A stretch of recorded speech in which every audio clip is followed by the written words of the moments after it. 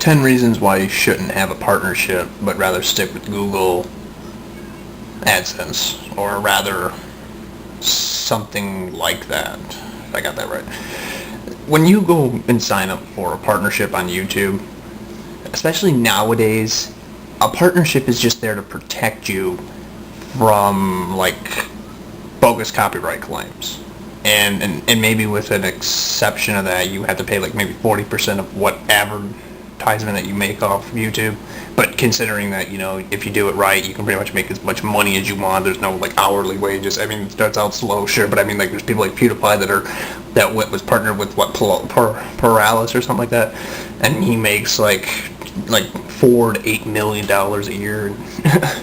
But my point is, you know, there's no limit. You know, it's just depending on how much hard work you put in. And there's no law that says they can't do that. You can't do that because it's your business, essentially.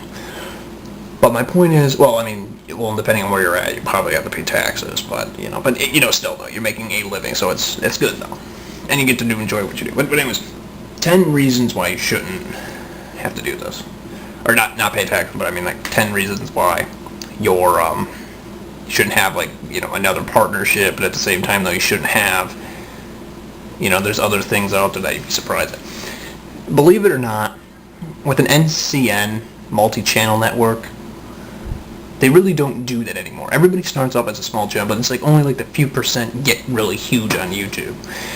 So you really think of it like this. You know, if you're trying to get somewhere on YouTube, and believe me, if you work at it hard enough, you can, you really don't need a multi-channel network, because if they're not going to offer you the protection, you know, like let's say, for example, you had a multi-channel network of some kind. I don't care what it is, but like, let's just say that you had some sort of a channel that did that. So now you have to take into consideration that, you know, this channel is not going to protect you as much as they do, and they take 40% of your 60% cut. And then maybe whatever YouTube takes too. I don't know how they divide that. Instead of just having the same thing that I have, but you get to keep that 40% without that other partnership involved. You guys see what I'm saying? Something like that. So, you might as well just, I mean, to get around all this, what I recommend doing is just making your own videos and talking about them, or just avoid copyright claims. As long as you don't get copyright claims, no matter if you use other people's content or not, they can't do anything, because that's how YouTube usually goes after things. It's an automated system. It's only content ID matching. And even there's ways to get around that, you know. And of course it should be legal, because I mean, even if someone like said, hey, you know, they don't want you using their content, free advertisement, and you still, and even in the United States, you still have laws that you could get around this type. Not to mention everybody wants free advertisement, so why not, right? So that's like 3 reasons right there why you shouldn't, you know, get a partnership with another company that's not really bent on helping you out. Another problem that I've noticed with some NTS and multi-channel networks, MCNs, is that sometimes they take more than what they do. For example, you know, Machinima, you know, took more than what they said they were, and they can change the contract anytime. Some of those contracts, they specifically state that everybody's contract is different, and the results will vary. If you look at it, they can change it at any time. So what they'll start off is like you being like, I've seen somebody claim that they literally took 90%. Or something like that. I don't know how true this is, but, you know. But the fact is that they change it. So you got to be careful of that. Not to mention, you know, they can also, they as an MCNs, can lock you in for some of these. And somehow, like, you can't get out of it. Like, it's ridiculous. Like, I mean, you know, because I guess because they're like supposed to be like the CEO, like they're making the call on it. So there's no, like, you can't just overturn it in some cases. I think it's BS, because I think you can overturn it in some cases. They just lie about that.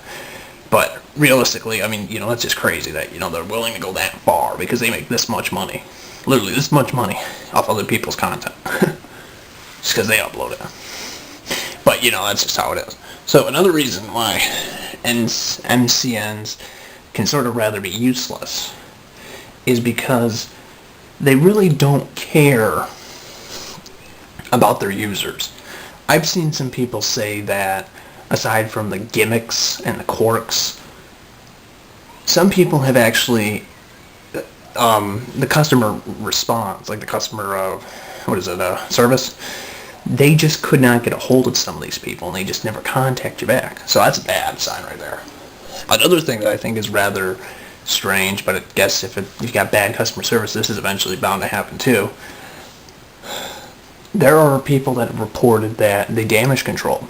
I've actually seen, okay, think of it like this.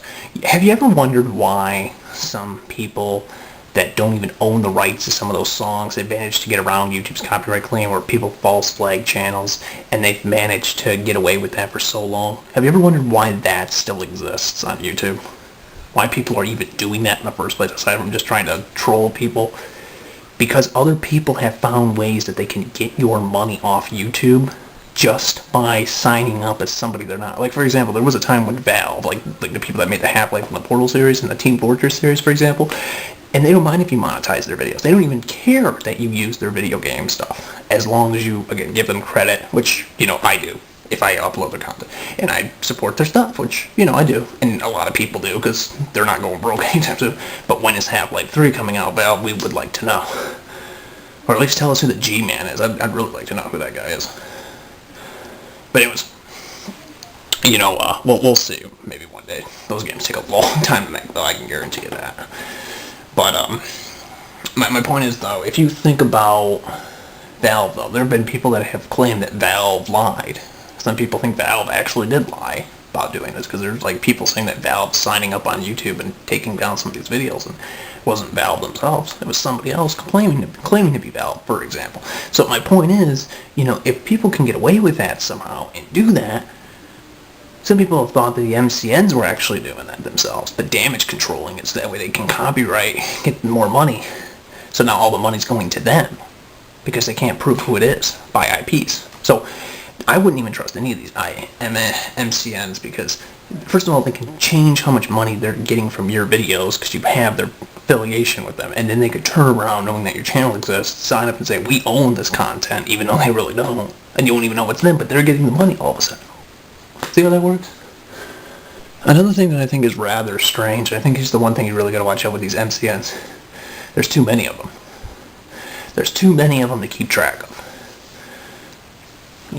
Full screen.